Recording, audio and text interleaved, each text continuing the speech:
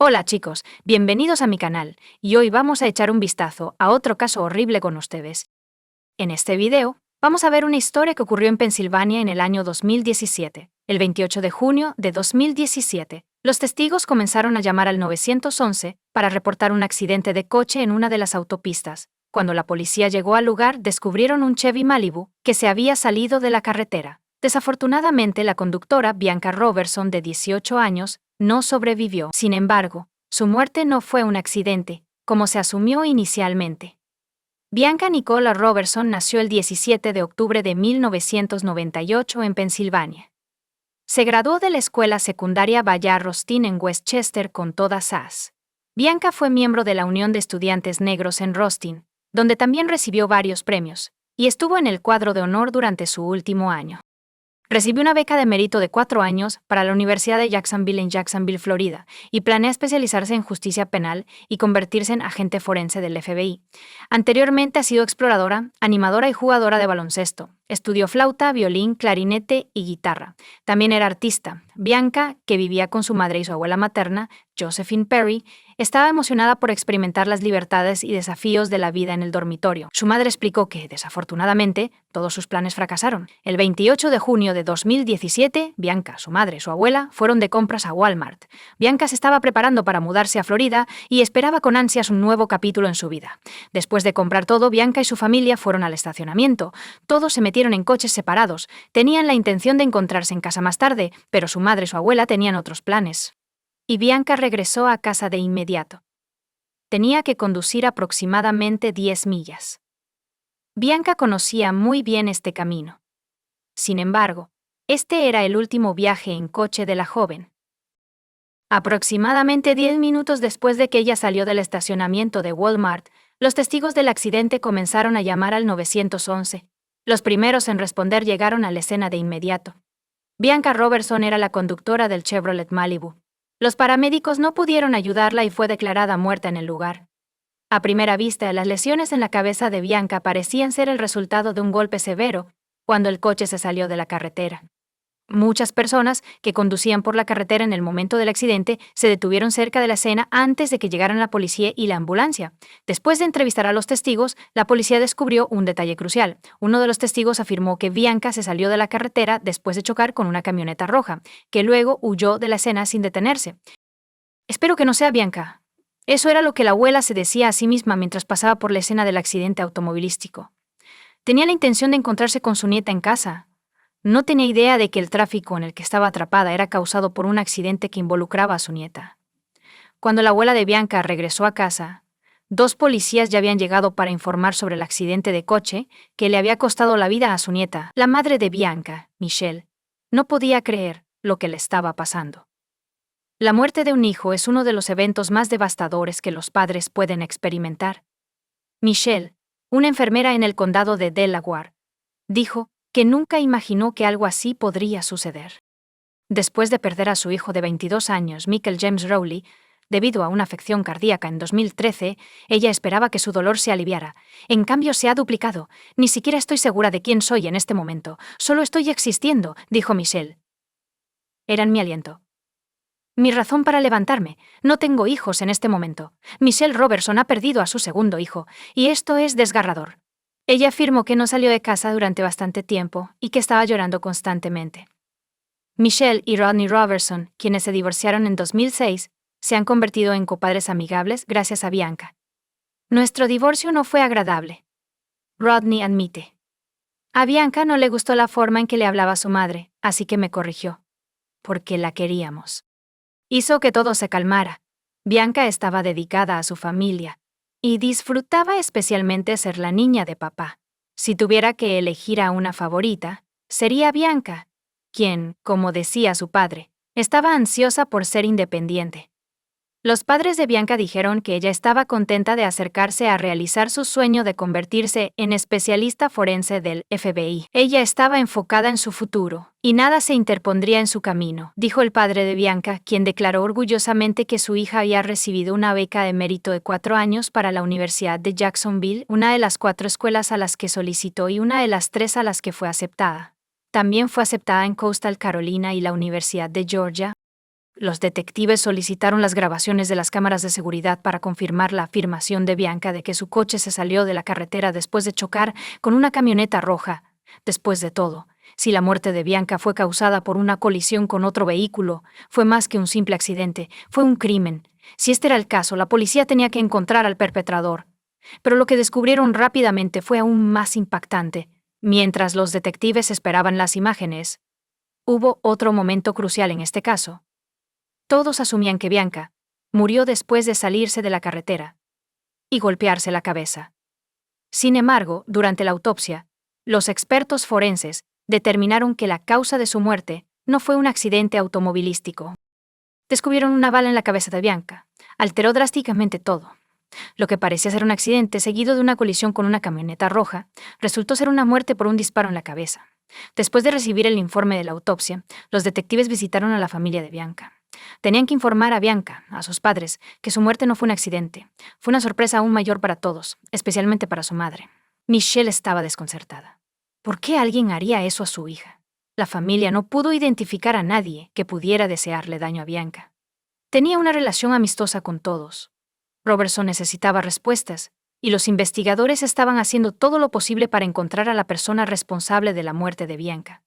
Los detectives no encontraron nada sospechoso al revisar las grabaciones de las cámaras de Walmart, donde Bianca y su familia habían ido el día de su muerte.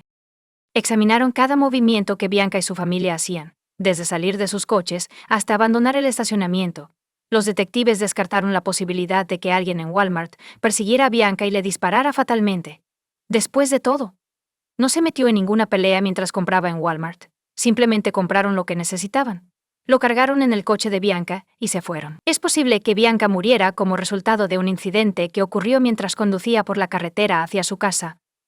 Cargamos todas las maletas en el coche de Bianca, explicó su madre, refiriéndose al Chevy Malibu 2009 que la familia compró en CarMax para su cumpleaños número 16.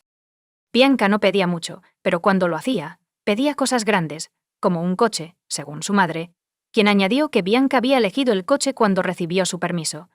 Ella consiguió lo que quería. Michelle Robertson declaró: «No lo llamo consentido, lo llamo amado». Pero Bianca estaba dispuesta a trabajar por sus metas. Consiguió su primer trabajo en McDonald's a los 15 años. Dejó la comida rápida después de 2 semanas para trabajar como asistente dietético en la comunidad de jubilados White Horse Village, en el condado de Delaware. Michelle dijo que tiene una pila de cartas y tarjetas de residentes que amaban a Bianca. Poco después, la policía obtuvo las grabaciones de vigilancia del tráfico. No había cámaras cerca del lugar donde Bianca se salió de la carretera, pero había una a aproximadamente 1 milla de distancia. Veamos Google Maps. Aquí es donde Bianca se salió de la carretera. Como pueden ver, los 2 carriles se fusionan en uno en este punto. Cuando los investigadores vieron la grabación, descubrieron evidencia que confirmaba la historia de Bianca sobre un desacuerdo con el conductor de la camioneta roja. El video capturó sus coches conduciendo uno al lado del otro. Se están acercando al punto donde los 2 carriles se fusionan en uno. Quizás el conflicto surgió porque uno no cedió al otro. Conociendo el desenlace de la confrontación, los investigadores sospechaban que el conductor de la camioneta roja había disparado el tiro fatal.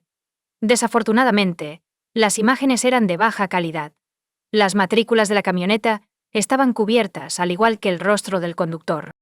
Sin embargo, a partir de ese momento, el conductor de la camioneta roja fue el principal y único sospechoso de la muerte de Bianca Robertson. Los detectives necesitaban identificar a este hombre, pero todo lo que tenían en ese momento era una imagen borrosa. Ninguno de los familiares de Bianca conocía a alguien con una camioneta roja. La policía volvió a hablar con aquellos que estaban presentes en la escena del incidente y aquellos que llamaron al 911. Ninguno de ellos notó la matrícula de este coche. Amigos y demás, rangers jóvenes y viejos, demasiados para contar, han contactado a los Robertson en apoyo, comenzando con una vigilia 2 días después de su muerte. Han escuchado de maestros que han conocido a Bianca durante años. Bianca cambió mi forma de pensar sobre cómo enseñaría. Según un educador, Michelle: Bianca hará nuestra niña salvemos al mundo. Michelle confrontó a Bianca, diciendo que si un padre echaba a un niño, ella lo metería a escondidas en nuestra casa. Bianca podría decir algo como: «Mamá, ¿no querrías que alguien hiciera lo mismo por mí?». Bianca una vez vio un accidente de coche y le preguntó a su madre si podían detenerse y ayudar.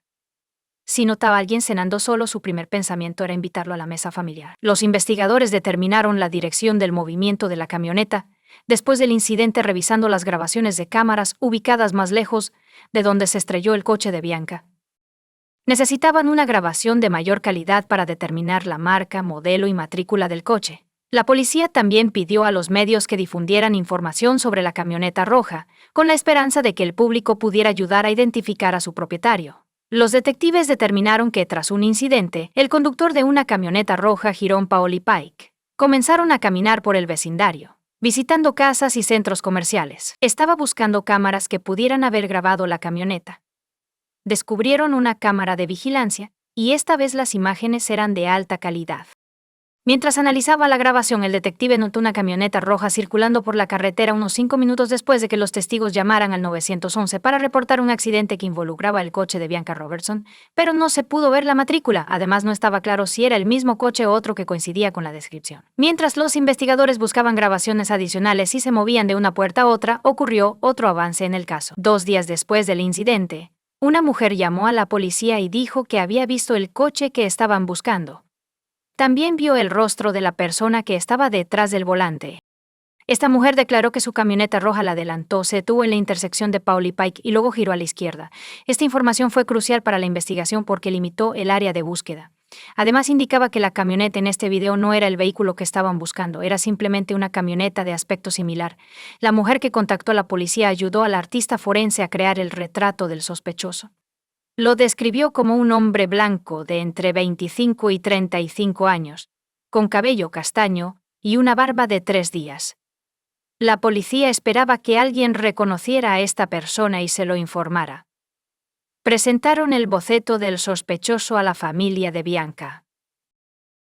Sin embargo, no conocían a nadie que se pareciera al retrato hablado.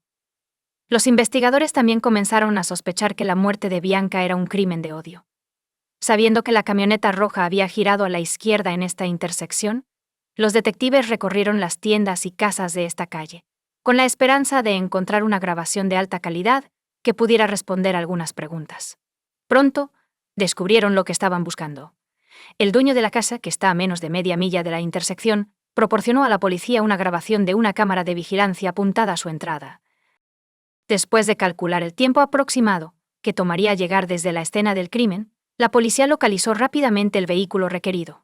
Aunque las imágenes eran de mejor calidad que las anteriores, el ángulo de visión impedía a los agentes de la ley identificar el vehículo o al conductor. La policía trabajó arduamente para encontrar otra grabación de la cámara a una distancia más cercana, y la suerte estuvo de su lado. Aunque no pudieron ver la matrícula, sí notaron las características distintivas del coche. El vehículo tenía una pegatina en la ventana del lado derecho, una abolladura vertical en la puerta del pasajero y daños en el capó. Estas características distintivas podrían simplificar enormemente la búsqueda de este vehículo. La policía quería agilizar el proceso. Como resultado, utilizan los medios de comunicación para solicitar la ayuda del público en general.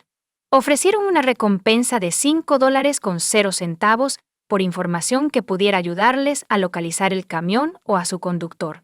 Los investigadores estaban seguros de que alguien reconocería este vehículo en particular. 3 días después de que Bianca Robertson muriera, un abogado llamó a la comisaría y dijo que tenía un cliente que quería entregarse, mencionando la implicación de este en el incidente que resultó en la muerte de la joven de 18 años Bianca Robertson.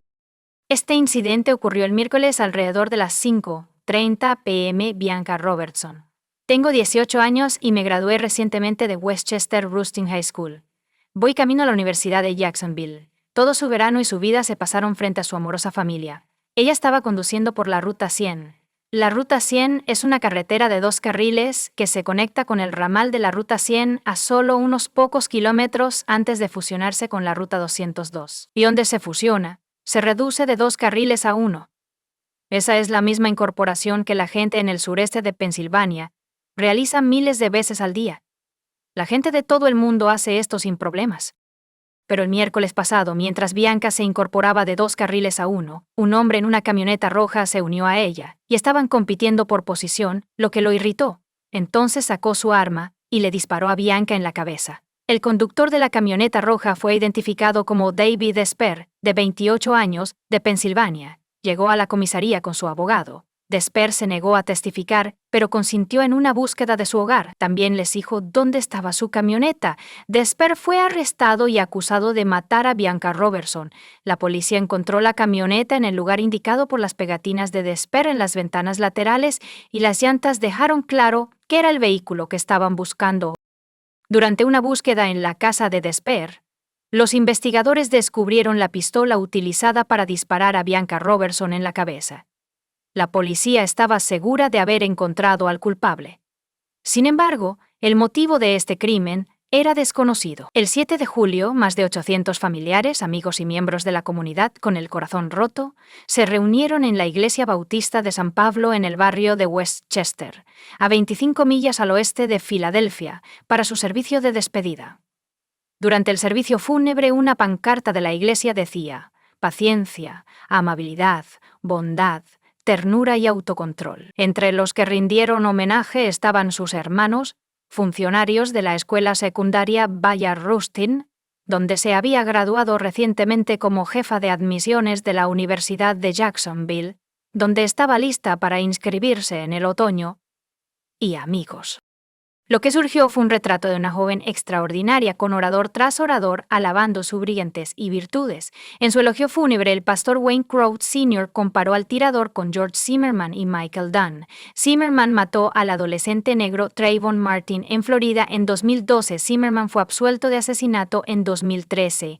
En 2012, Dunn disparó fatalmente a Jordan Davis, otro adolescente negro, en Florida. Una discusión verbal sobre la música en el coche del adolescente se intensificó cuando disparó contra el vehículo mientras se alejaba. Fue condenado y sentenciado a cadena perpetua más 90 años de prisión. La comunidad negra no se preocupa por si el asesinato de Bianca fue motivado por rabia o racismo. Todo lo que sabemos es que hemos perdido otra brillante joven estrella negra. El pastor anunció que otra buena hermana había fallecido. En el juicio de septiembre de 2018 le pidieron a David Desper que explicara su motivación para cometer el crimen. En lugar de responder a esta pregunta, pidió perdón a la familia Robertson. Los padres de Bianca no estaban ansiosos por enfrentarse a su presunto asesino. Rodney había ordenado camisetas con la cara de Bianca en el frente para que la familia y los amigos las llevaran mientras se reunían en el Centro de Servicios Gubernamentales del Condado de Chester. También tenían pulseras grabadas con las palabras Bianca Robertson, una rosa en el jardín de Dios, y una pancarta que decía justicia para Bianca Nicole Robertson, quien fue asesinada el miércoles 28 de junio de 2017. No estoy seguro de cómo reaccionaré cuando lo vea. Mi hija fue disparada por el hombre que sostenía el arma. Sé que no haré nada estúpido. Rodney afirmó que Desper simplemente le robó sus sueños. Él no tenía eso. Correcto. Michelle afirmó que no podía recuperarla. Necesito recuperarla. Y no puedo. Necesito consolarla, pero no puedo. Soy su madre y no puedo hacerlo mientras él esté aquí. Ella derramó más lágrimas y él pudo hablar con sus padres y abrazarlos. Él tiene 28 años. Ella es solo una adolescente, una niña. El fiscal sugirió que el embotellamiento fue causado por la falta de Bianca de ceder el paso a Desper cuando los dos carriles se fusionaron. Luego, bajó la ventana del lado del pasajero y apretó el gatillo, reconociendo las consecuencias de sus acciones. Desper huyó de la escena dejando su camioneta con un amigo en Pensilvania e intentando huir a Delaware.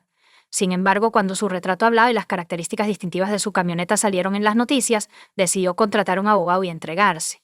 La policía investigó sus cuentas de redes sociales y entrevistó a sus amigos, pero no encontró evidencia de un crimen motivado por prejuicio. Como resultado, no acusaron al hombre de un crimen de odio.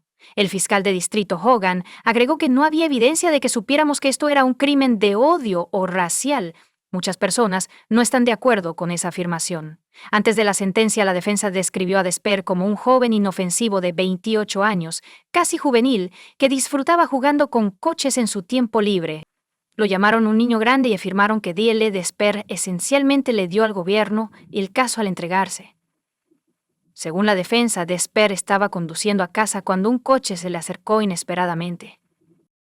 Tomó la pistola y le disparó. Afirmaron que no había ningún monstruo ni amenaza. Si eres un hombre de 28 años que conduce un coche con un arma de fuego cargada, no eres un niño grande, argumentó el fiscal Chris Miller. Resultó que la madre de Desper había compartido una publicación en Facebook sobre la policía que buscaba al hombre que mató a Bianca Robertson. Más tarde se dio cuenta de que era su propio hijo. Wendy Desper expresó su amor por la familia de Bianca y oró por ella. Pido disculpas por lo que hizo mi hijo. Ella dijo esto mientras su hijo sollozaba. Rodney Robertson luchó por hablar entre lágrimas mientras confrontaba al asesino de su hija. Mis preguntas al acusado son sencillas. ¿Por qué demonios disparaste a mi hija? Porque era joven y negra. Porque era una niña. Quería ser el primero en la carretera porque tuviste un mal día. Todos mis sueños para Bianca se estaban haciendo realidad, continuó, hasta el día en que el acusado asesinó a mi hija. Todo lo que tenía de Bianca eran mis recuerdos.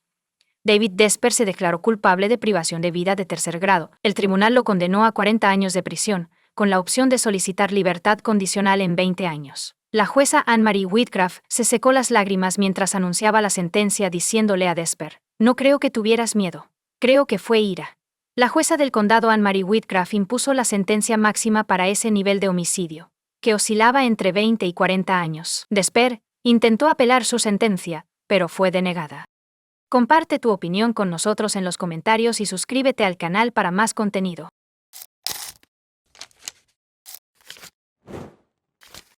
El 11 de agosto de 2008. El lunes, Sarah Whitmer, una higienista dental de 24 años, y su esposo de 27 años, Ryan Whitmer, un planificador deportivo, estaban en su casa en Fort Thomas, Kentucky. Sarah acababa de terminar su turno en una clínica dental, y Ryan también había terminado su jornada. La pareja, que se conoció a través de amigos en común, y rápidamente se volvió inseparable, pasó una tranquila velada juntos. Su relación había progresado desde una cita a ciegas en un pub, hasta comprar una casa, casarse, y estar en medio de la felicidad de los recién casados después de solo 4 meses de matrimonio, mientras miraban hacia su futuro, que incluía planes para una luna de miel en Costa Rica y unas vacaciones en Cancún. La anticipación más emocionante giraba en torno a la posibilidad de conseguir un nuevo cachorro, lo cual estaban persiguiendo activamente juntos. El 11 de agosto, Ryan y Sarah Whitmer vieron televisión mientras comían hamburguesas sobrantes, mazorcas de maíz y papas con queso. Según Ryan, comenzaron con algunos de los programas favoritos de Sarah antes de pasar a un partido de fútbol. Sarah luego decidió tomar un baño en el baño del dormitorio principal. Ryan recordó que ella le pidió que revisara las puertas antes de acompañarla arriba. Recordó que ella subió las escaleras después de que ambos dijeran: «Te amo». Camina de puntillas como solía hacer con frecuencia. A las 10:49 p.m. esa noche Ryan marcó el 911, la llamada duró 7 minutos, le dijo al despachador del 911 que su esposa se había quedado dormida en la bañera en su casa en Monroe, Ohio. Ryan informó al despachador que su esposa se había quedado dormida en la bañera, creo que estaba abajo, acabo de subir aquí y ella estaba boca abajo en la bañera. Ryan le dijo al despachador que había estado viendo televisión abajo y subió para encontrar a Sarah boca abajo en la bañera. Mencionó que ella frecuentemente se quedaba dormida en la bañera. Ryan siguió las instrucciones del despachador y sacó a Sarah de la bañera antes de ser guiado a través de la RCP. Durante este tiempo, él temporalmente dejó el teléfono para vaciar la bañera y levantar a Sarah, lo cual tomó aproximadamente 29 segundos. Dentro de los 6 minutos siguientes a recibir la llamada al 911, la policía encontró a Sarah desnuda en el suelo del dormitorio. Su cuerpo se sentía cálido y seco, pero su cabello estaba mojado. Mientras realizaban la RCP, la policía notó una descarga espumosa de color blanco rosado que salía de la boca y la nariz de Sarah, indicando ahogamiento. Cuando llegaron los paramédicos, hicieron 2 intentos fallidos de intubar a Sarah en su dormitorio. Se hicieron 2 intentos más en la ambulancia, durante el viaje de 10 minutos al hospital. A pesar de un 5º intento de intubación fallido, el médico de la sala de emergencias del hospital hizo un 6º intento y tuvo éxito. Desafortunadamente, fue demasiado tarde. Sarah fue declarada muerta esa misma noche. Cuando fue interrogado en el hospital, Ryan le dijo a la policía que él y Sarah estaban solos en casa esa noche. Mencionó que estaba viendo un partido de fútbol en la televisión de abajo mientras Sarah se estaba bañando alrededor de las 10 p.m. y expresó su preocupación a la policía de que temía que ella se quedara dormida en la bañera. Cuando le preguntaron si Sarah se había quedado dormida en la bañera, Ryan dijo que no, pero que sí tenía la costumbre de quedarse dormida en lugares inusuales. A pesar de la afirmación de Ryan a la policía de que encontró a Sarah en la bañera y asumió que se había quedado dormida, las autoridades se mostraron sospechosas. Cuando llegaron a la casa, notaron que la piel de Sarah estaba seca, pero su cabello estaba mojado. Los detectives notaron inconsistencias en el relato de Ryan, particularmente durante la llamada al 911, cuando describió encontrar a Sarah boca abajo en la bañera. Había preocupaciones sobre una posible contradicción porque creían que Ryan le dijo a la enfermera en el hospital que la encontró boca arriba. Durante la búsqueda en la residencia de los Grandes Espejos, las fuerzas del orden descubrieron varias discrepancias que generaron más preocupaciones. El suelo del baño, la alfombra del baño y la toalla en el suelo estaban todos secos. La bañera estaba mayormente seca, con solo unas pocas gotas visibles cerca del desagüe. Notablemente, no se encontraron toallas mojadas en la casa. La policía descubrió inconsistencias adicionales en el relato de Ryan. Ryan les había dicho inicialmente que estaba viendo un partido de fútbol de los Cincinnati Bengals en la televisión de abajo mientras Sarah se bañaba. Sin embargo, al inspeccionar, el televisor de abajo no estaba sintonizado en ese canal. En cambio, el televisor del dormitorio estaba sintonizado en el canal especificado. La policía también descubrió manchas de sangre en la alfombra del dormitorio, donde Sarah había sido encontrada tendida en el suelo cuando llegaron. Estos hallazgos levantaron sospechas y se sumaron a la creciente lista de inconsistencias en el relato de Ryan sobre lo que sucedió esa noche. El doctor Russell Updegrove, el forense del condado de Warren, realizó la autopsia a Sarah, y sus hallazgos revelaron que la causa de su muerte fue ahogamiento. Cabe destacar que durante el examen se documentaron varias lesiones físicas, incluyendo hematomas leves en el lado derecho de su frente, una hemorragia específica en la superficie interna de su párpado, hematomas en el lado izquierdo de su cuello, una contusión en la parte posterior de su cuello y una abrasión en su axila izquierda, así como hematomas y laceraciones en su labio superior. Sarah tenía hemorragias musculares profundas en la parte frontal de su cuello, así como contusiones en el cuero cabelludo. El doctor Updegrove determinó que la muerte de Sarah fue el resultado de un homicidio. Él declaró que la lesión de Sarah ocurrió antes de su muerte y no era consistente con las lesiones comúnmente asociadas con la RCP. Los informes de toxicología confirmaron la ausencia de sustancias prohibidas y alcohol en el sistema. Ryan fue arrestado por asesinato agravado el 13 de agosto de 2008, solo 2 días después de que Sarah muriera. Era el caso de la fiscalía que Sarah murió como resultado de ahogamiento. Su argumento era que la causa de la muerte de Sarah era menos importante que cómo murió. ¿Cómo se ahogó? La fiscalía afirmó que la llamada al 911, la escena del crimen y las lesiones de Sarah apuntaban a Ryan como el perpetrador de su muerte. Su argumento giraba en torno a la afirmación de que él había mantenido a la fuerza bajo el agua, provocando que se ahogara en la bañera. Durante la investigación, la policía examinó la bañera en busca de huellas dactilares y descubrió marcas de rayas que se cree fueron causadas por manos humanas, principalmente en el centro de la bañera. Utilizaron un proceso de vaporización de cianoacrilato y una imagen reflejada de ultravioleta para detectar marcas de dedos y manchas. También se descubrió una impresión de antebrazo en la bañera que se determinó que fue hecha por un hombre adulto mediante pruebas de folículos pilosos. Sin embargo, no se pudo determinar el momento exacto de la impresión. La fiscalía también afirmó que la falta de humedad dentro del baño era incompatible con el escenario que Ryan describió. Si Sarah se hubiera ahogado y Ryan lo hubiera sacado de la bañera, el suelo y otros objetos del baño habrían estado empapados. Enfatizan al jurado que el cuerpo de Sarah estaba seco cuando la policía llegó minutos después de que Ryan llamara al 911.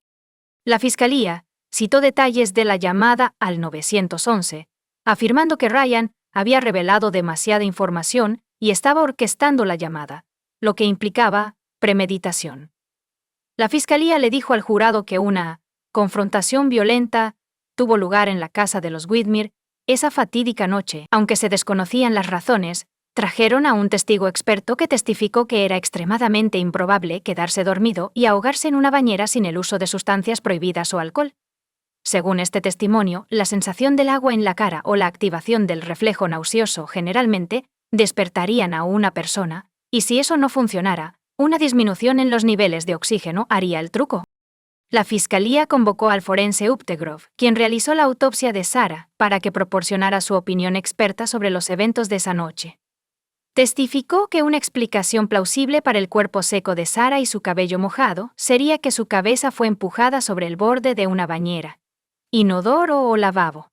Este acto podría haber ocurrido hacia adelante o hacia atrás en agua corriente o sumergido en agua completa. La afirmación central de la acusación fue que Ryan sostuvo intencionadamente la cabeza de Sarah bajo el agua hasta que se ahogó y argumentaron que debería ser declarado culpable de su asesinato.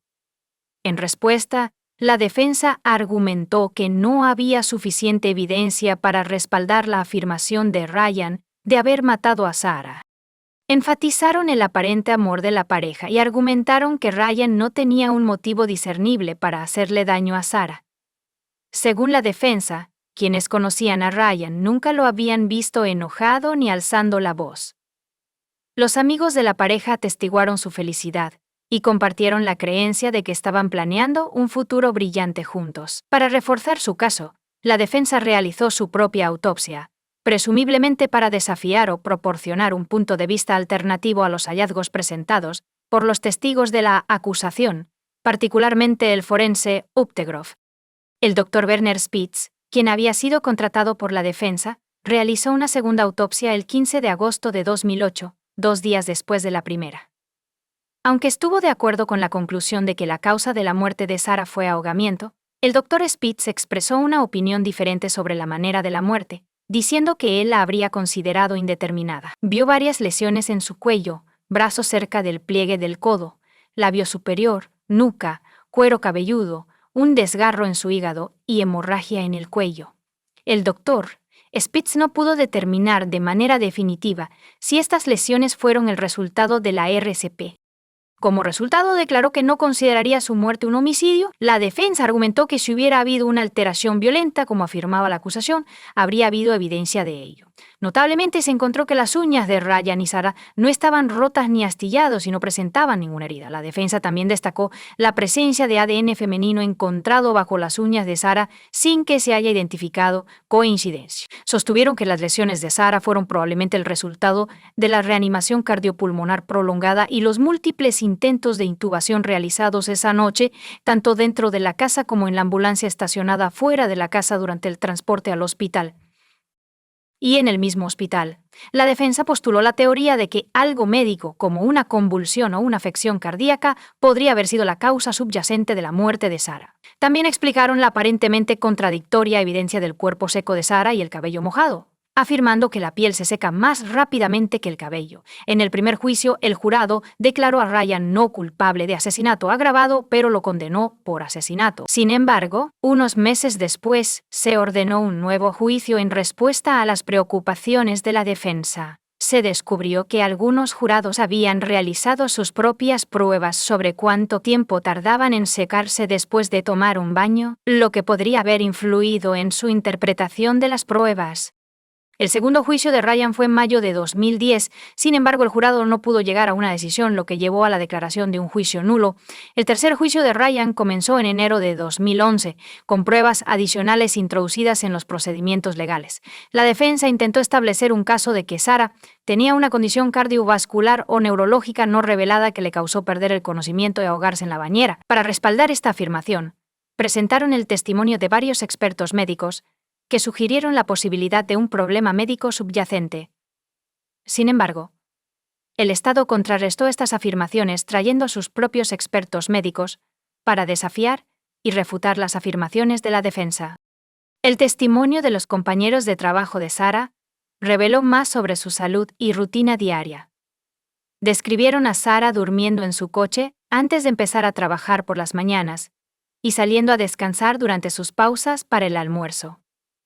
Los colegas también revelaron que sufría de alergias y tenía dolores de cabeza y de estómago. En al menos una ocasión, sus dolores de cabeza fueron lo suficientemente severos como para causarle visión borrosa, obligándola a retirarse a una habitación oscura hasta que los síntomas desaparecieron.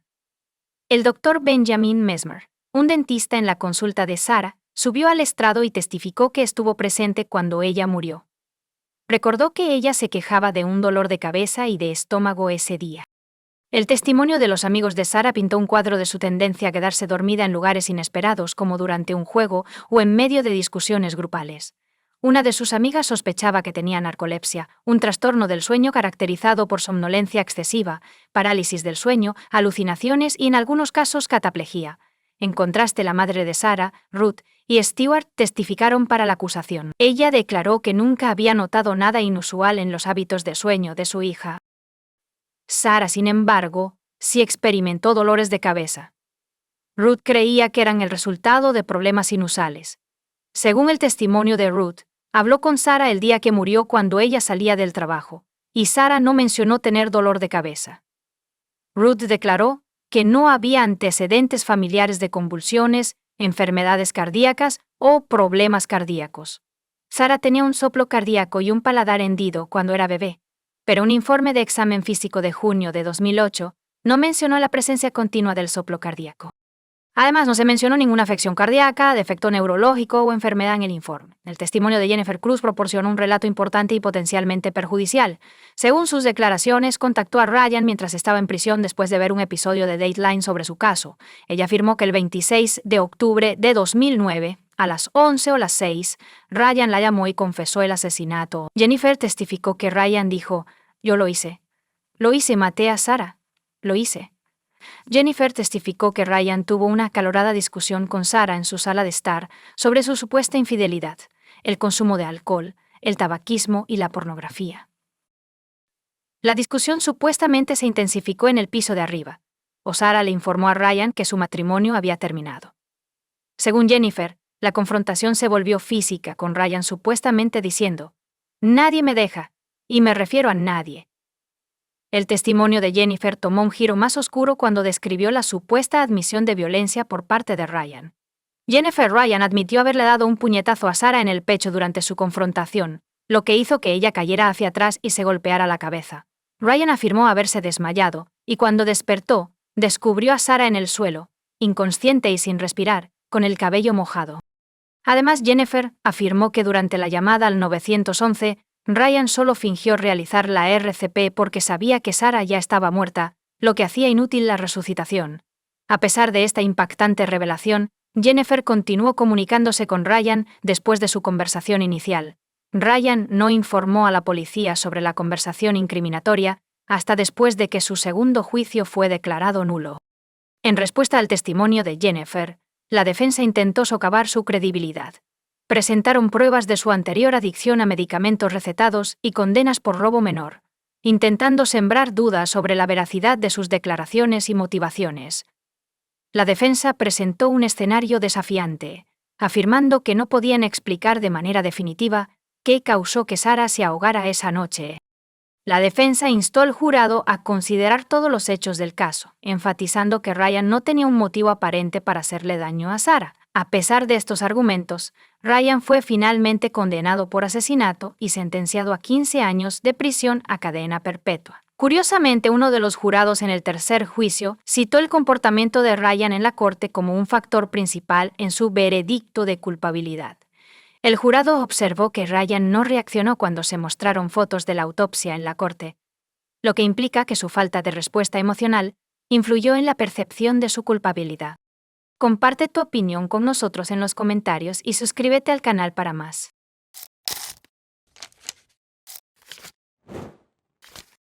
Hola chicos, bienvenidos a mi canal y hoy vamos a echar un vistazo a otro caso horrible con ustedes. Hoy veremos lo que sucedió en San Antonio, Texas, en 2007. Amber Belken, de 25 años, trabajaba en una tienda de videojuegos el 29 de enero de 2007. Cuando el gerente llegó para revisarla, descubrió que estaba muerta en la parte trasera de la tienda después de que no pudo abrir a tiempo. A las autoridades les tomó más de un año aprehender al sospechoso. Amber Marie Belken nació el 6 de diciembre de 1981 en San Antonio. Era la única hija en su familia. Sus padres la describían como extremadamente enérgica, ambiciosa y responsable. Amber había sido gerente en una tienda de videojuegos durante casi 3 años. Y el 29 de enero tenía otro turno. La tienda estaba programada para abrir a las 10 a.m., pero ella siempre llegaba al trabajo alrededor de las 9 a.m. Antes de abrir la tienda, ella sacaba el dinero de la caja fuerte del día anterior y lo llevaba al banco de al lado. Se hacía para que no se acumularan grandes sumas de dinero en la tienda. Amber llegó al trabajo alrededor de las 9 a.m. en ese día de enero, como lo hacía todos los días. La tienda en la que trabajaba formaba parte de una gran cadena internacional. Sin embargo, Amber no abrió la tienda a las 10 a.m. ese día, como se descubrió más tarde.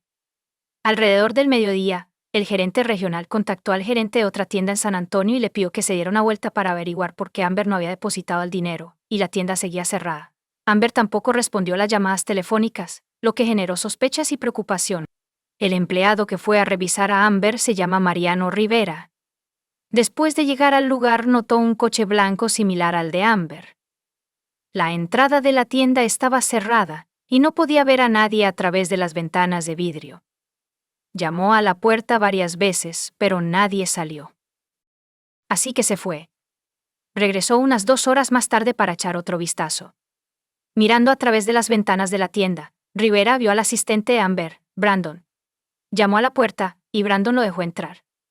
Rivera le preguntó a Brandon si había visto a Amber, y él dijo que no. Dijo que acababa de llegar y notó algo extraño en la tienda. Había algunos CDs de dinero y documentos relacionados con el trabajo en el suelo. Rivera entró en la habitación trasera y hizo un descubrimiento espantoso. El cuerpo sin vida de Amber yacía en el suelo boca abajo con una bolsa de plástico sobre su cabeza. Más tarde los expertos forenses determinarán que la causa de su muerte fue la estrangulación. Rivera marcó inmediatamente el 911, y pronto la policía acordonó la tienda. Los detectives descubrieron que Amber no entregó dinero al banco como lo haría cualquier otro día. Sin embargo, la caja fuerte en la tienda estaba vacía, lo que implica que hubo un robo que salió mal. Es posible que el ladrón se encontrara con Amber y decidiera eliminarla como testigo. El horario de Amber indicaba que el crimen ocurrió entre las 9 y las 10 de la mañana. Desafortunadamente, no había cámaras de vigilancia en la tienda, lo que podría haber ayudado enormemente a la investigación, así que la policía tuvo que buscar pistas alternativas. Primero, los detectives interrogaron a Mariano Rivera y Brandon Bale, quienes descubrieron el cuerpo, describieron cómo y en qué circunstancias llegaron a la tienda y descubrieron la muerte de Amber.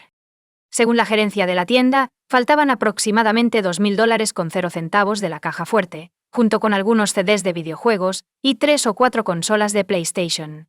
El total de los daños en la tienda ascendió a $6,000 con 0 centavos. La policía interrogó a los empleados de los negocios vecinos a la tienda, pero no obtuvieron los resultados deseados. Nadie había visto ni oído nada. Mientras la policía estaba ocupada en la escena del crimen, la noticia se esparció por todo San Antonio, y los representantes de los medios de comunicación se agolpaban en el estacionamiento frente a la tienda. El padre de Amber, Randy Belken, se enteró del incidente por las noticias. Cuando vio la dirección de la tienda donde ocurrió el crimen, se subió inmediatamente a su coche y condujo hasta allí. Cuando llegó, habló con un detective, quien desafortunadamente le informó que la víctima del crimen era su hija. Este evento dividió la vida de Randy en 2 partes, antes y después. Pronto, la madre de Amber, la Elia, llegó a la tienda. Mirando a los ojos de su esposo, se dio cuenta de que su único hijo ya no estaba con ellos. Después de examinar la escena del crimen, los detectives concluyeron que el criminal salió de la tienda por la puerta trasera, por lo que nadie lo vio. Sin embargo, la conclusión principal fue que el criminal estaba familiarizado con el horario de la tienda. Sabía que el dinero se entregaba al banco entre las 9 y las 10 de la mañana. También sabía que no había cámaras de vigilancia en esta tienda. Esto es algo que solo un ex empleado o un empleado actual de la empresa sabría. La primera persona seriamente sospechada de estar involucrada en el crimen fue el asistente de Amber, Brandon Bale. Estaba íntimamente familiarizado con las operaciones de la tienda, y ya estaba dentro cuando un gerente de otra ubicación llegó para verificar la salud de Amber. Cuando Brandon llegó al trabajo, sabía que la tienda debería haber estado abierta unas horas antes, pero aún estaba cerrada. A pesar de esto, abrió la puerta con su llave, entró y luego la cerró con llave. Notó signos de lucha dentro, pero por alguna razón, no entró en la habitación trasera para ver si Amber estaba presente. Y, después de hablar con la gerencia de la empresa, los detectives descubrieron que Amber, una gerente de tienda, estaba descontenta con el trabajo de Brandon y quería que lo despidieran. Le informó a su madre que Brandon tiene un mal carácter y no desempeña adecuadamente sus funciones laborales, pero una disputa con Amber podría llevar a Brandon a cometer un crimen. Los detectives comenzaron a buscar respuestas a esta pregunta. El oficial registró el coche y la casa de Brandon después de recibir una orden de registro, con la esperanza de localizar los CDs y las consolas de PlayStation robadas de la tienda. Sin embargo, no se descubrió ninguno de los anteriores. Durante el interrogatorio, Brandon declaró que llegó a la tienda alrededor de las 2 p.m. Se sorprendió de que la tienda todavía estuviera cerrada. Dijo que abrió la puerta con su llave porque no pensaba que Amber estuviera dentro. Veo el desastre. Él creía que la tienda había sido robada. El gerente de otra ubicación llegó solo unos minutos después. Brandon también admitió que no estaba al tanto del deseo de Amber de despedirlo, pero reconoció que frecuentemente discrepaban en ciertos temas. Su novia y sus padres confirmaron su coartada para la mañana en que ocurrió el crimen. Cuando pasó el detector de mentiras, fue eliminado de la lista de sospechosos. Amber murió hace casi un mes, y la policía aún no tenía nuevas pistas. Los detectives temían que el caso quedara sin resolver. Los padres de Amber utilizaron las redes sociales para comunicarse con el público, solicitando que cualquier persona con información sobre el incidente la reportara. Se ofreció una recompensa de $100 con 0 centavos por información que condujera al arresto. El empleador de Amber proporcionó 95 de ellos, y se distribuyeron volantes con su imagen por todo San Antonio. A pesar de esto, no se logró ningún progreso durante los siguientes 7 meses. Hasta que un día, una comisaría recibió una llamada crucial. El hombre que llamó se identificó como Joe e informó al detective a cargo del caso de Amber que sabía quién era el responsable de su muerte. Joe, quien sea, le dijo al detective que Amber fue estrangulada por Giovanni Rivera, de 22 años. Cuando el detective preguntó por qué, él respondió que lo pensaba. Joe respondió que él y Giovanni trabajaron anteriormente para la misma empresa que Amber. Giovanni lo llamó el día del crimen y le preguntó si quería participar en un robo. La tienda no fue elegida al azar. Giovanni quería robar la tienda donde trabajaba Amber porque no tenía cámaras de vigilancia. El detective le preguntó a Joe si aceptó la oferta de Giovanni y participó en el robo, a lo cual Joe respondió negativamente. Si todo lo dicho es cierto, la suposición inicial de la policía de que el crimen fue cometido por alguien que conocía bien el horario de la tienda fue correcta. El detective solicitó que Joe fuera a la comisaría y hiciera una declaración oficial. Se negó, pero probablemente sabía que lo encontrarían tarde o temprano. Entonces, 2 días después, regresó a la comisaría y afirmó una vez más que no participó en el robo. Durante el interrogatorio, Joe detalló cómo Giovanni Rivera expresó por primera vez su deseo de robar una tienda. Joe afirma que Giovanni nunca dijo que iba a hacerle daño a Amber. Sin embargo, aproximadamente un mes después de su muerte, el caso recibió una amplia cobertura mediática. Confesó que la muerte de Amber fue su culpa. Joe explicó que no llamó de inmediato porque estaba preocupado por su seguridad. ¿Cuáles son tus pensamientos? ¿Podría la recompensa de $100 con 0 centavos por proporcionar información importante motivarlo a ir a la policía? Por favor, comparte tus pensamientos sobre el asunto en los comentarios. Joe afirmó que el campo de la culpa comenzó a superar el sentimiento de miedo, lo que lo llevó a hacer una llamada. Aunque el testimonio por sí solo no fue suficiente para obtener una orden de arresto para Giovanni Rivera, el detective aún lo citó a la comisaría para interrogarlo. También vale la pena señalar que Giovanni Rivera no está relacionado con Mariano Rivera, el gerente que descubrió el cuerpo, solo comparten el mismo nombre. En una conversación con un detective, Rivera acusó a Joe de mentir. Él afirma que no estuvo involucrado en ninguna actividad criminal. Finalmente se negó a responder más preguntas, obligando a la policía a liberarlo. Mientras los oficiales consideraban cómo llevarlo ante la justicia, Giovanni se trasladó a Laredo, Texas, con su familia. Esta es la ciudad en la frontera con México, por lo que había una buena posibilidad de que cruzara la frontera y se perdiera. Sin embargo, sin pruebas contundentes, los detectives no pudieron proceder, y el caso se estancó una vez más durante meses. Afortunadamente, la ayuda llegó inesperadamente a finales de junio de 2008. Verónica, la esposa de Giovanni, llamó a la policía casi 1 año y medio después de que Amber muriera. Ella afirmó que su esposo la atacó amenazándola a ella y a los niños con una pistola. Más importante aún, ella afirmó que él era responsable de la muerte de Amber Belkin. El detective a cargo del caso viajó a Laredo para hablar con Verónica, a quien había conocido en persona. Ella afirmó que tomó una mala decisión al casarse con Giovanni. Se quedó embarazada de él mientras aún estaba en la escuela y su familia insistió en que se casaran. Giovanni comenzó a revelar su verdadero rostro después de la boda. Era un tirano. Según Verónica, si él deseaba intimidad pero ella no, la ataba con cinta adhesiva. También afirmó que cuando Giovanni fue llamado a una comisaría por primera vez, regresó a casa angustiado e inmediatamente le informó que necesitaban mudarse a Laredo. Salieron de San Antonio ese mismo día, habiendo llevado todo lo que necesitaban. Verónica entendió que si su esposo estaba limpio ante la ley, no se mudarían. Una vez reunió el valor para preguntarle a Giovanni si estaba involucrado en la muerte de Amber Belkin, a lo que Giovanni respondió que él la había matado. Verónica estaba atónita y le preguntó por qué lo hizo. Él explicó que lo hizo porque su familia necesitaba dinero para pagar el alquiler. Cuando Verónica pidió el divorcio, Giovanni la llevó a un lugar apartado, sacó una pistola y le dijo que se subiera al asiento trasero. La siguió y la amenazó, obligándola a hacer lo que él quería. Luego la sacó del coche, le entregó la pistola y le ordenó que lo terminara. Verónica dijo que no lo haría. Giovanni respondió que si ella no disparaba, se encargaría de ella, sus hijos y sus familiares. Verónica le suplicó que pensara en lo que podría pasarles a sus hijos. Si se quedaban sin sus padres, parecía funcionar. Y ambos regresaron a casa esa noche, pero Giovanni dijo que iba a desaparecer por la mañana. Cuando se fue, Verónica inmediatamente llamó a la policía y les contó sobre la confesión de su esposo. Los detectives obtuvieron una orden de arresto para Giovanni Rivera, después de recibir el testimonio de 2 testigos, uno de los cuales era la esposa de Giovanni Rivera. Sin embargo, Rivera logró cruzar la frontera y perderse en México en ese momento. Pasaron otras 6 semanas antes de que fuera descubierto arrestado en la casa de un familiar. Las autoridades de México acordaron su extradición a los Estados Unidos con la condición de que los fiscales no pidan la pena de muerte para él. Se acordaron esos términos. Después de que se completaron todos los documentos, se le delegó a Giovanni Rivera la autoridad en los Estados Unidos. Los padres de Amber se sintieron aliviados de que su arresto resultara en justicia por la muerte de su hija. El 7 de agosto de 2008, Rivera fue interrogado. En contraste con la conversación anterior, los oficiales escucharon el testimonio de su esposa. Al ser informado de esto, admitió todo. Declaró que tan pronto como Amber abrió la puerta de la tienda, la siguió, usando guantes y una máscara. Amber lo reconoció, lo cual lo sorprendió mucho. Le dijo que estaba teniendo problemas financieros y que necesitaba dinero desesperadamente, y la obligó a abrir la caja fuerte.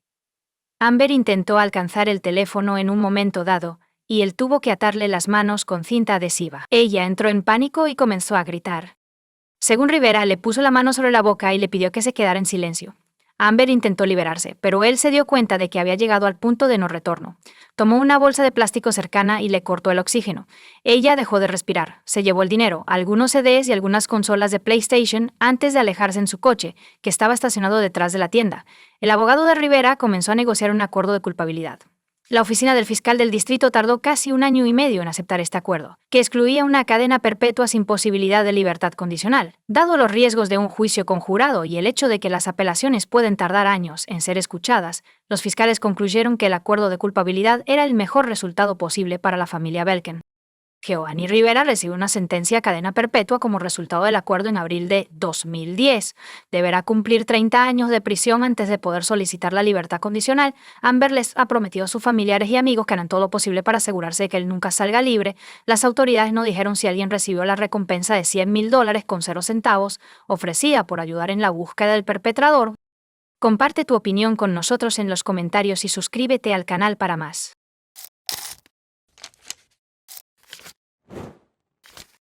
Hola chicos, bienvenidos a mi canal, y hoy vamos a echar un vistazo a otro caso horrible con ustedes. En este video veremos un incidente que ocurrió en Florida, el 14 de julio de 2012, cuando Adrienne Robert, de 29 años, fue descubierta muerta por su compañera de cuarto. Sus ojos estaban abiertos, pero no respiraba. Las cámaras de CCTV fueron fundamentales en la investigación de este caso, ayudando a los detectives a localizar y arrestar al criminal. Adrienne nació el 4 de enero de 1983 en Brunswick, Maine. Se graduó de Leavitt High School en Maine en 2001 y de la Universidad de Maine en Augusta en 2005. En 2007 se mudó de Maine a Clearwater, Florida. La familia y los amigos de Adrienne la describieron como una persona hermosa y amable que siempre estaba alegre y llena de energía. Miraba al futuro con emoción. Ella y su novio, Justin, se estaban preparando para empezar una vida juntos. Adrienne estaba alquilando una casa con su amigo Jay en ese momento. La relación con Justin estaba progresando, y en julio de 2012 encontraron una casa donde planeaban vivir juntos. Adrienne empacó sus pertenencias y decidió dar una fiesta de despedida la noche del 13 de julio de 2012. Le dijo a su novio Justin que ella y su compañero de cuarto Jay planeaban ir al cine, a un bar o algo así. Justin no pudo unirse a ellos debido a un asunto de negocios urgente. Al mismo tiempo, Justin no tenía objeción a que Adrienne pasara la noche en compañía de Jay. Después de todo, eran compañeros de cuarto y amigos. Jay y Adrienne comenzaron sus celebraciones en casa. Tomaron unas copas, recordando momentos felices del pasado, pero luego decidieron continuar la noche en otro lugar, yendo al Diamond Doll Strip Club. Este establecimiento sigue en funcionamiento hoy en día y parece ser el mismo por fuera. A las 3:34 am, Jay llamó al 911 y le dijo al operador que acababa de regresar a casa y había descubierto a su compañero de cuarto muerto. Jay declaró que él y Adrian estaban en una discoteca, pero ella se había ido antes, así que él pasó más tiempo allí, y cuando regresó a casa la descubrió en el suelo del baño. Sus ojos estaban abiertos, pero no respiraba. También había signos de lucha, lo que implica un crimen. El operador le dijo a Jay que se concentrara y realizara RCP en Adrian mientras le daba instrucciones. Jay los siguió todos, intentando reiniciar el corazón de Adrian hasta que llegaron los paramédicos. Desafortunadamente, cuando llegó la ambulancia, ella ya había muerto, y no pudieron ayudarla de ninguna manera. Fue declarada muerta en el lugar. La policía tuvo que responder las siguientes preguntas. ¿Quién mató a Adrian Roberts y estuvo involucrada su compañera de cuarto? Comenzaron buscando minuciosamente la casa, inspeccionando cada armario y revisando debajo de cada cama. La policía necesitaba asegurarse de que el criminal no se estuviera escondiendo en algún lugar dentro de la casa. Cuando los detectives y los expertos forenses llegaron a la escena del crimen, notaron que no había signos de entrada forzada en la puerta principal. Adrian yacía en el suelo del baño. Solo llevaba un sujetador. Su muerte fue causada por una puñalada en el pecho. Adrian estaba tratando de protegerse, como lo demuestran las señales de una lucha en el baño. El hecho de que ella estuviera casi desnuda llevó a los detectives a creer que el criminal era un hombre. Tuvieron que esperar más detalles de los expertos forenses que realizaron la autopsia. Los detectives descubrieron algo extraño mientras inspeccionaban más a fondo la casa. Mientras inspeccionaban el dormitorio de Adrian, notaron que una parte de la sábana de su cama había sido cortada. Sin duda, ese detective tenía una razón para sugerir que esa era la forma en que el criminal intentaba destruir las pruebas. Tal vez el ADN del criminal estaba en la sábana. Sin embargo, era extraño que la persona que lo hizo no se llevara toda la hoja. Después de todo, la parte restante de la sábana contenía algo de ADN. Descubrieron algo similar al líquido seminal y enviaron las muestras al laboratorio para su análisis. El coche de Adrian también se descubrió que faltaba del aparcamiento junto a la casa, lo que implica que había sido robado por un criminal. La policía buscó posibles testigos del crimen y emitió una alerta de búsqueda para el coche de la víctima. Para resolver este caso, los detectives necesitaban conocer cada detalle de las últimas horas de Adrian. Pero primero, tenían que informar a su familia sobre la trágica noticia. Los padres de Adrian estaban conmocionados por lo que le había sucedido. No podían creer que alguien hubiera llevado a su amada hija. El novio de Adrian, Justin, se enteró del incidente a la mañana siguiente. Cuando notó que la policía había acordonado la casa de Adrian, supo que algo estaba mal. Los detectives le informaron que Adrian había muerto anoche. Los criminales frecuentemente regresan a la escena del crimen. Dado esto y el hecho de que Justin tenía una relación con Adrian, los detectives comenzaron a investigarlo por posible implicación en el crimen. Los individuos más cercanos se convierten en los primeros sospechosos. Es una práctica común, y no hay nada sorprendente en ello. El mismo día, unas horas más tarde, descubrieron el coche de Adrian a unas pocas calles de su casa. Las luces estaban encendidas y las llaves estaban dentro del encendido. El coche abandonado solo confirmó la suposición de los investigadores de que el criminal había utilizado el coche de la víctima para huir de la escena del crimen. Los expertos forenses examinaron cuidadosamente el interior del vehículo, con la esperanza de encontrar algo que pudiera ayudar a resolver el caso.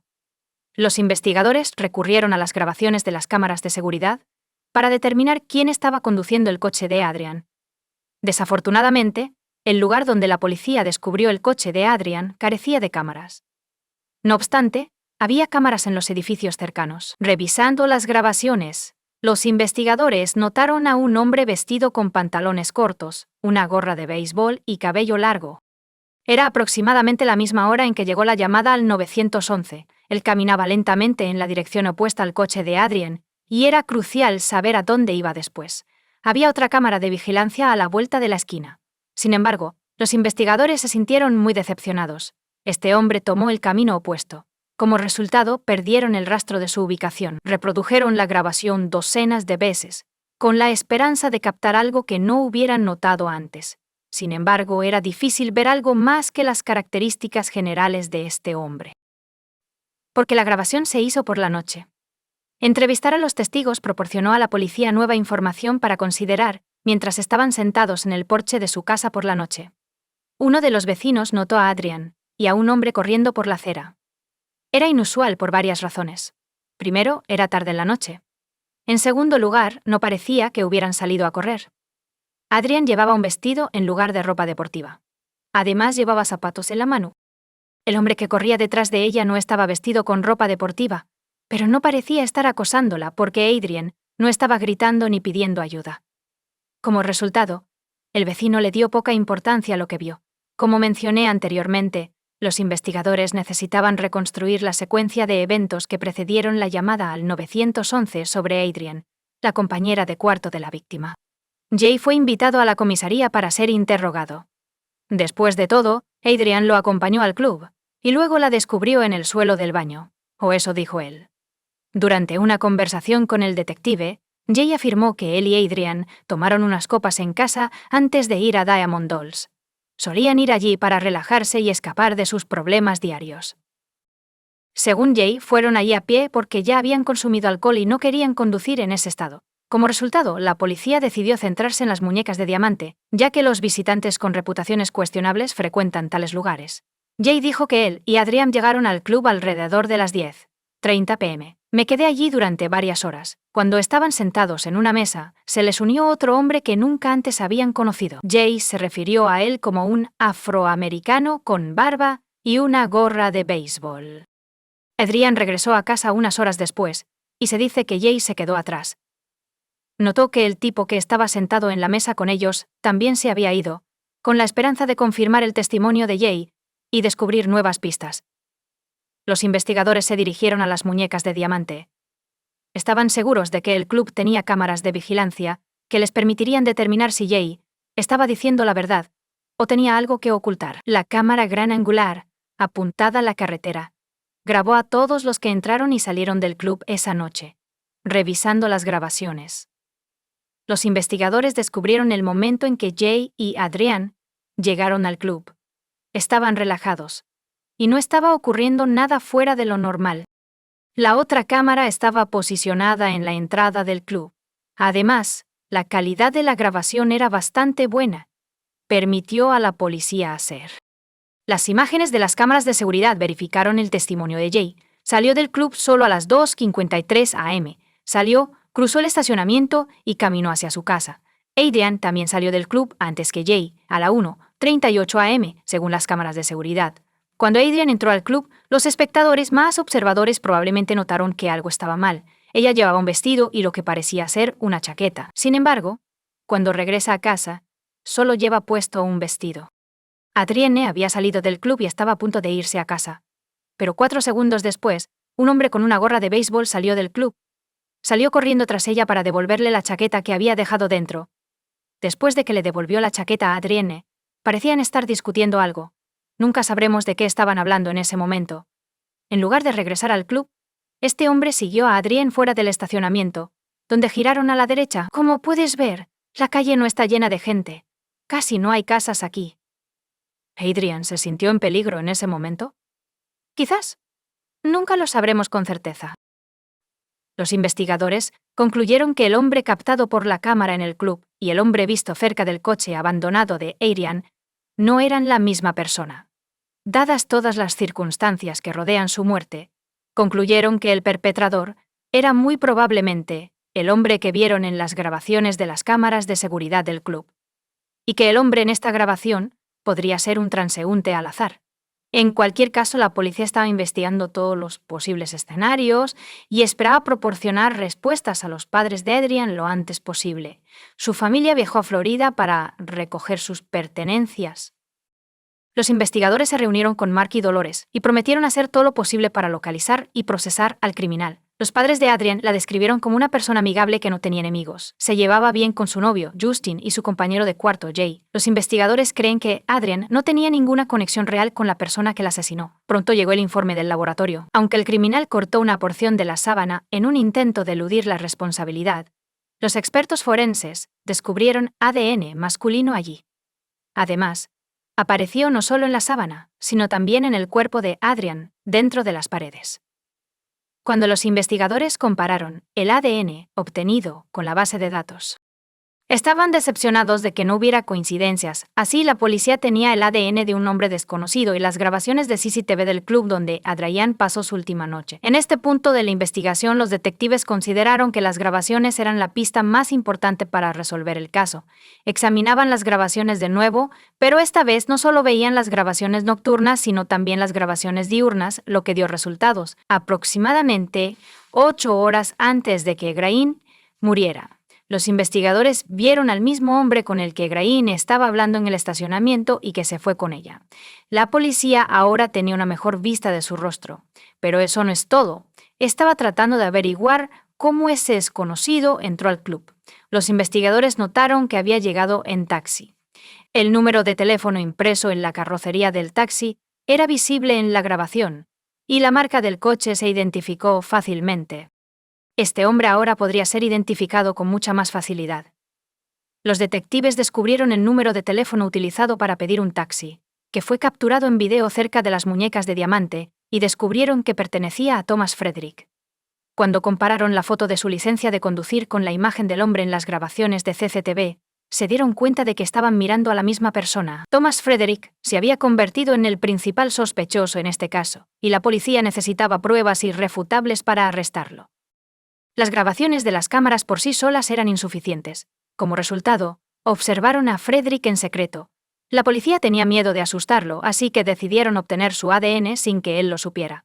Los oficiales lo monitorearon durante 1 semana y media, esperando el momento adecuado.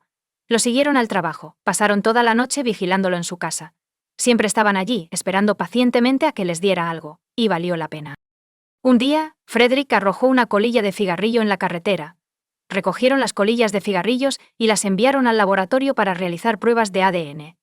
Era necesario determinar si Thomas Frederick era responsable de las huellas encontradas en la casa de Adrian Robert. Mientras esperaban los resultados de las pruebas, los policías continuaron vigilándolo en secreto, temiendo que huyera del estado. Todos esperaban ansiosamente el informe del laboratorio poco después de que se emitiera. Eso concluye. No es extraño que el ADN en la sábana en las paredes de la casa y el cuerpo de Adrian pertenecieran a Thomas Frederick. Después de recibir esta información, los oficiales de policía lo arrestaron y lo trasladaron a la comisaría. Durante el interrogatorio, el hombre declaró que frecuentemente visita diferentes clubes y bares y casi siempre conoce a gente nueva allí. Cuando la policía le mostró una foto de Adrian Robert, él declaró que la conoció en Diamond Dolls. Adrian supuestamente le invitó a una bebida, después de lo cual bailaron y hablaron. Frederick dijo que fue a trabajar después del club, pero las imágenes de las cámaras de seguridad contradijeron sus afirmaciones. Cuando los detectives señalaron la inconsistencia, reveló que se había ido con Adrian. Dijo que él y Adrian caminaron juntos hasta el final de la calle antes de separarse en diferentes direcciones. Suena conveniente, ¿verdad? Sobre todo cuando lo dice alguien que podría enfrentarse a cadena perpetua. Cuando se le preguntó si alguna vez había estado en la casa de Adrian, Frederick dijo que no podía recordar porque había bebido demasiado. Como resultado, comenzó a contradecir sus propias declaraciones. O quizás Frederick solo tenía algunos recuerdos de esa noche. Recordaba que habían llegado al final de la calle y luego se habían despedido. El hombre recordó haber ido a trabajar después del club, pero no podía recordar haber estado en la casa de Adrian. Los investigadores sabían que estaba mintiendo porque tenían un testigo que vio a Adrian correr descalza con sus zapatos en las manos, y a este hombre corriendo detrás de ella. Cuando le contaron a Frederick sobre eso, dijo que Adrian le pidió que la acompañara a casa, y luego dijo que necesitaba apresurarse. Se quitó los zapatos y corrió. El hombre afirmó que no tenía otra opción que correr con ella. Afirmó que no la persiguió y que, en cambio, le hizo compañía. Los detectives se cansaron de escuchar sus historias que cambiaban constantemente y lo acusaron de atacar a Adrian. Le dijeron que su ADN estaba en la sábana, el cuerpo de Adrian y una variedad de otros objetos en su casa. Frederick se dio cuenta de que no podía salir impune. Afirmó que estaba actuando en defensa propia. Ahora su memoria ha regresado. Afirmó que él y Adriani fueron a su casa y tuvieron relaciones sexuadas consensuadas. Adriani se sintió mal poco después, y fueron al baño, donde ella vomitó. Luego empezaron a pelear. Adriani sacó un cuchillo, lo amenazó e intentó herirlo. Ejerció su derecho a la legítima defensa, lo que resultó en la muerte de Adriani. Frederick supuestamente entró en pánico y no tenía idea de qué hacer, así que decidió no llamar al 911. En su lugar, huyó porque sabía que lo culparían por la muerte de la mujer. Thomas Frederick fue acusado de privación de vida en primer grado. Cuando compareció ante el tribunal para el juicio en enero de 2014, el fiscal dio su versión de lo que sucedió esa noche. Adrian y Jay bebieron un poco de alcohol en casa antes de dirigirse a Diamond Dolls de buen humor. Thomas Frederick se sentó en una mesa junto a ellos. Pensaban que el hombre era una persona bastante ordinaria. Estaban charlando casualmente y simplemente relajándose. Adrian necesitaba mover sus pertenencias a su nuevo hogar con Justin al día siguiente, así que decidió irse temprano. Jay decidió quedarse en el club. Frederick decidió aprovechar la situación siguiéndola. No quería que él la acompañara, así que intentó huir de él. Pero no pudo. La persiguió hasta su casa. Y cuando ella entró, él irrumpió. Robó un cuchillo de la cocina e hizo lo que había venido a hacerle a Adrian. Según el fiscal, las lesiones en su cuerpo indicaban que su encuentro con Frederick no fue consensuado. Luego decidió acabar con la vida de Adrian para que ella no pudiera denunciarlo a la policía. Intentó cubrir sus huellas cortando la parte de la sábana donde quedaba su fluido seminal. Sin embargo, no impidió que la policía obtuviera el ADN de los criminales. Después de todo, se encontró en numerosos otros lugares, incluyendo el cuerpo de Adrian. Luego tomó las llaves de su coche, condujo unas pocas calles y dejó el vehículo. Los padres de Adrian abandonaron la sala, mientras el médico forense daba su declaración. No quería escuchar eso. Mark Roberts declaró que eso no la trae de vuelta, y no quería saber por lo que pasó. Según lo que he oído, luchó extremadamente duro. Mark y Dolores Roberts han encontrado difícil vivir sin su hija. Sin duda nos llevará algún tiempo porque recientemente hemos perdido lo más importante en nuestras vidas. Él dijo. Nos recuperaremos porque Adrian querría eso, y tomará algún tiempo, pero lo lograremos. La defensa de Thomas Frederick intentó hacer que Ryan pareciera mal. En el juicio, su abogado afirmó que Ryan también invitó a Frederick a su casa para mantener relaciones sexuales consensuadas con él. Esta versión no tiene fundamento y podría ser simplemente un intento del perpetrador de justificar su presencia en la casa de la víctima. La presencia de ADN que solo puede rastrearse hasta un individuo es innegable. El equipo de defensa de Frederick también intentó persuadir al jurado de que actuó en defensa propia. Ella sí sufrió una herida de apuñalamiento mientras se la defendía, según su abogado. Y su intento de convencer al jurado de que fue en defensa propia no tuvo éxito. Debido a la falta de pruebas, el jurado condenó a Thomas Frederick por privación de libertad en primer grado y por robar el coche de Adrian. No lo acusaron de coaccionarla para tener relaciones íntimas amenazándola con un cuchillo. El tribunal condenó a Thomas Hampton Frederick, de 25 años, a cadena perpetua sin posibilidad de libertad condicional. El padre de Adrian declaró que él y su esposa estaban encantados de saber que Frederick pasaría el resto de su vida en prisión. No trae de vuelta a Adrian, pero hoy se hizo justicia. Fue difícil estar en la misma habitación que el hombre que había lastimado a su hija y mantener el control de sus emociones. Afirmó que Frederick no mostró simpatía ni remordimiento, incluso cuando el jurado emitió su veredicto. En cambio, el hombre actuó con arrogancia. Robert y su esposa, Dolores, sollozaron mientras se leía el veredicto en voz alta en la corte. Estábamos extremadamente felices, él dijo. Simplemente le encantaba vivir la vida. Su sonrisa era contagiosa. Es una lástima que nunca volvamos a ver eso. La familia de Adrian agradeció a todos los que los ayudaron en este momento difícil, incluyendo a la policía y al fiscal, quienes se aseguraron de que el criminal recibiera un castigo bien merecido. Comparte tu opinión con nosotros en los comentarios y suscríbete al canal para más contenido.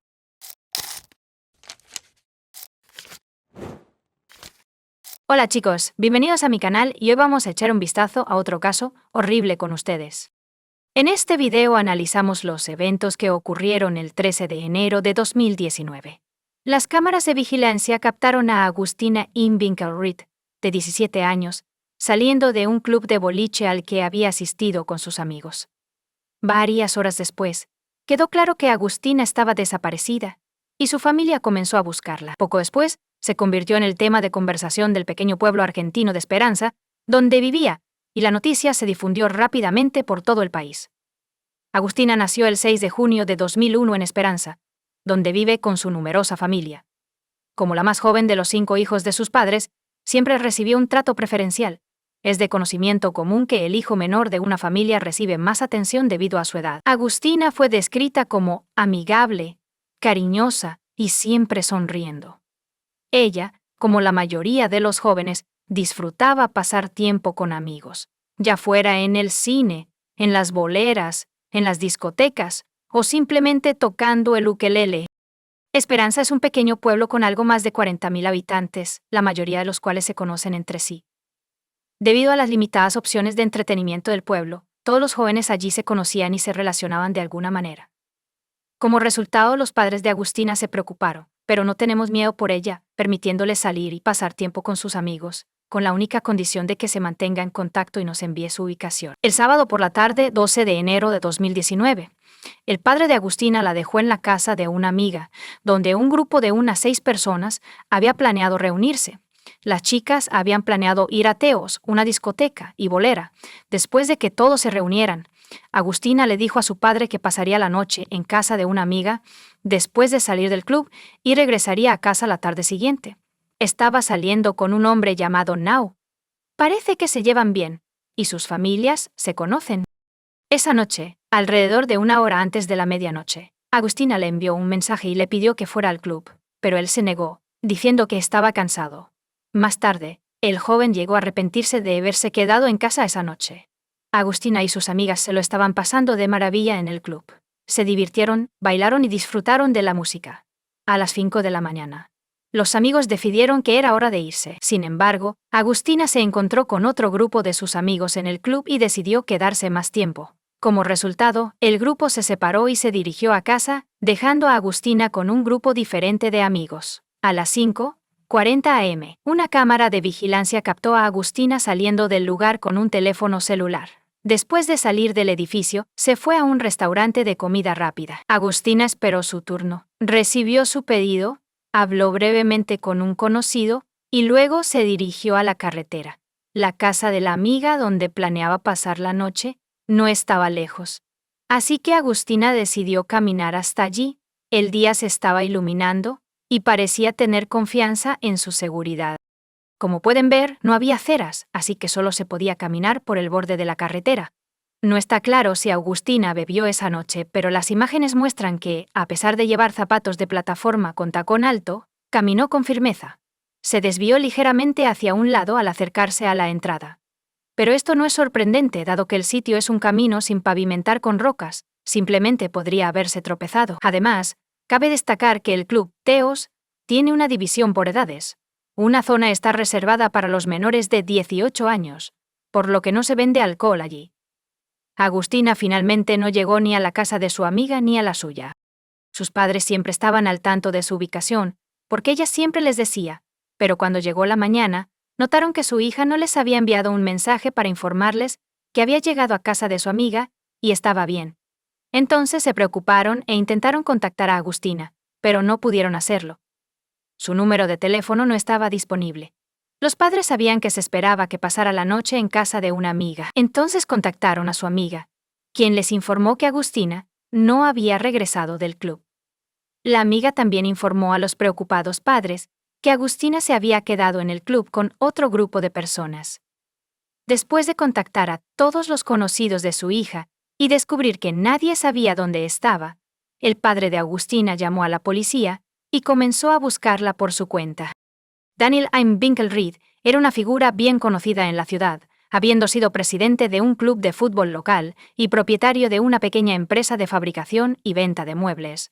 Cuando descubrieron que estaba en apuros, muchos lugareños se ofrecieron a ayudar con la búsqueda, y los amigos de Cristina pudieron concienciar sobre el caso a través de las redes sociales, lo que resultó en cobertura en los programas de noticias de televisión. Después de comenzar la investigación y enterarse de que Agustina había estado en el club de Taylor toda la noche, los policías fueron allí para hablar con posibles testigos y examinar las grabaciones de las cámaras de vigilancia disponibles en el lugar.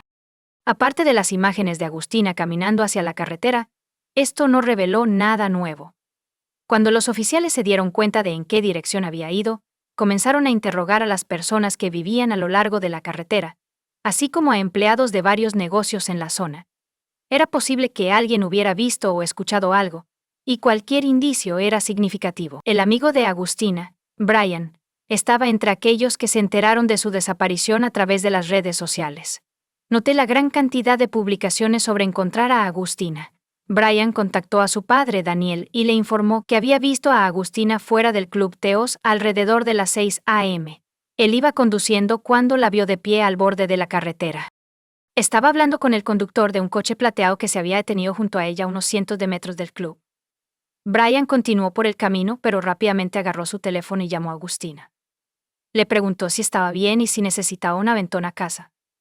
Dijo que estaba bien y que el hombre que conducía el coche plateado se había detenido para advertirle que era peligroso caminar por esta carretera, porque podría ser atropellada por el tráfico. Aceptó la oferta de Brian de llevarla y explicó que iba a la casa de una amiga. Había una gasolinera a unos cientos de metros de donde Brian vio a Agustina, así que decidimos parar, esperar por ella y llenar el tanque. Cuando Agustina no llegó a la gasolinera 15 minutos después, Brian decidió ir a buscarla él mismo, pero no había rastro de ella. Sus intentos de contactarla también fueron infructuosos, ya que no respondió. No le había dado mucha importancia en ese momento. Suponiendo ese huevo, Agustina había ido directamente a la casa de su amiga, olvidando que él la estaba esperando. Dada toda esta información, la pista principal era un coche plateado. Brian no podía decir con certeza de qué marca y modelo era el coche, pero según él, era bastante viejo. The Man, sentado en el asiento del conductor, pudo haber sido la última persona en ver a Agustina. No se descartó la posibilidad de que él estuviera involucrado en su desaparición. Cuando la policía intentó localizar el teléfono celular de Agustina, descubrieron que la última vez que recibió señal fue de una torre en el mismo barrio que el club.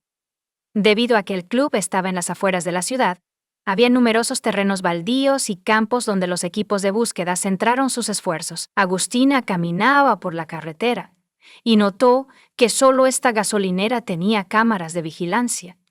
Daniel había llegado para examinar las grabaciones y determinar si su hija había llegado a ese lugar.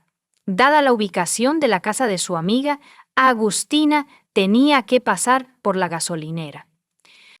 Daniel explicó la situación al empleado de la gasolinera y pidió ayuda. El empleado, que también es padre, le mostró las imágenes que la cámara captó esa mañana, casi perdiendo su trabajo como resultado. Más tarde, el dueño de la gasolinera lo despidió por permitir que una persona no autorizada viera las grabaciones sin permiso. Cuando los residentes del pueblo se enteraron de esto, se unieron y comenzaron a repostar sus vehículos en otros lugares. Esto calmó la ira del dueño de la gasolinera y reinstaló al empleado y se disculpó con él en la casa de Esperanza. Daniel revisó las grabaciones capturadas por las cámaras de la gasolinera, pero no encontró a su hija. Parecía que Agustina nunca había llegado. Sin embargo, las imágenes revelaron el mismo viejo coche plateado que Brian había descrito anteriormente. Había pasado por la gasolinera alrededor del mismo momento en que Agustina caminaba por la calle. Era un coche Renault, y Daniel determinó quién era el dueño. Pablo Trionfini, de 39 años. Es un empleado municipal, o más específicamente, un basurero que vive a menos de 1 kilómetro de la gasolinera. No tenía antecedentes penales, pero había llamado la atención de la policía en varias ocasiones. La primera vez su exesposa lo denunció a la policía por golpearla. Esto resultó en una orden judicial que prohibía a Trionfini contactar a su exesposa. Fue arrestado una segunda vez por violar la orden. Ambos incidentes ocurrieron en 2017. Los oficiales de policía llegaron poco después de que Daniel revisara las grabaciones de las cámaras de seguridad de la gasolinera. También querían ver las imágenes, pero no sabían que el padre de Agustina ya las había revisado. Pudieron identificar el coche plateado después de revisar las grabaciones de vigilancia. Cuando descubrieron que Daniel había visto el video antes que ellos, se preocuparon de que pudiera ocurrir un linchamiento y fueron directamente a la casa de Pablo Trionfini. Cuando llegó la policía, descubrieron que la gente se había reunido frente a la casa y estaba gritando, pero Agustina informó que la multitud se dispersó después de que llegó la policía. Y una de las personas presentes informó a los oficiales que Trionfini estaba dentro de la casa. Cuando escuchó los gritos miró fuera, pero cuando vio a la multitud hostil huyó adentro y cerró la puerta con llave. Los oficiales carecían de causa probable para justificar una entrada no autorizada en la casa del hombre, por lo que solicitaron una orden de registro. Mientras esperaban la orden, la casa fue acordonada para disuadir al sospechoso de intentar huir. Alrededor de la medianoche, un oficial de policía decidió investigar el patio y descubrió que Pablo Trionfini había muerto. El oficial de policía se apresuró a ayudar, pero ya era demasiado tarde. Trionfini había muerto. Tal giro de los acontecimientos reveló su implicación en la desaparición de Agustín. Pero a pesar de registrar su casa y su coche, la policía no descubrió ninguna evidencia. Pablo Trionfini utilizó la cuerda para liberarse de más problemas y procedimientos. Mientras la policía registraba la casa, el vecino de Finis se acercó a ellos y dijo que Pablo había pasado durante el día y le había pedido prestada una pala. supuestamente para buscar lombrices de tierra porque iba a pescar. Media hora después, devolvió la pala y le dijo a su vecino que había notado algo extraño. Trionfini le agradeció al hombre y dijo, con cautela, «Gracias. No estoy seguro de si alguna vez volveré a verte». Los testigos vieron a Trionfini Liave salir de la casa varias veces el domingo mientras montaba en su bicicleta y llevaba una pala. Esto podría indicar que Agustina había fallecido el lunes 14 de enero de 2019. Se inició una búsqueda al amanecer con la asistencia de drones y perros policía. El cuerpo medio manchado de Agustín fue descubierto unos 500 metros de su club a las 9:15 am. Había sido escondido en una zanja llena de densa vegetación. A medida que se difundía la noticia del descubrimiento del cuerpo de Agustina Invinkelred, sus amigos y familiares comenzaron a enviarle emotivos mensajes de despedida en las redes sociales. Esto incluyó una conmovedora publicación de su novio, quien publicó 2 fotos de él con Agustina en su cuenta de Instagram y escribió: «Ojalá pudiera despertar y todo esto fuera un sueño, te extrañaré tanto. Mi amor nunca abandonará mi corazón, vuela, hola, mi reina». Sé que nos volveremos a ver. El examen forense reveló que Agustina luchó desesperadamente por su vida. Sus manos estaban cubiertas de heridas defensivas con trozos de piel de su atacante bajo sus uñas. Una prueba de ADN confirmó que el hombre que agredió a Agustina era Pablo Trionfini. La forense determinó que la causa de la muerte fue estrangulación. Nunca sabremos cómo Agustina terminó con Pablo Trionfini, si él la obligó o simplemente le ofreció un aventón. Solo podemos especular porque solo 2 personas conocían la verdad y nunca podrán hablar de ello nuevamente. La policía revisó el árbol en el teléfono de Finis y no encontró evidencia de que conociera a Agustín. Cientos de personas asistieron al funeral para despedirse de Agustina Invinkelred. Mientras tanto, según informes de los medios argentinos, los familiares de Pablo Trionfini no asistieron a su funeral. Comparte tu opinión con nosotros en los comentarios y suscríbete al canal para más.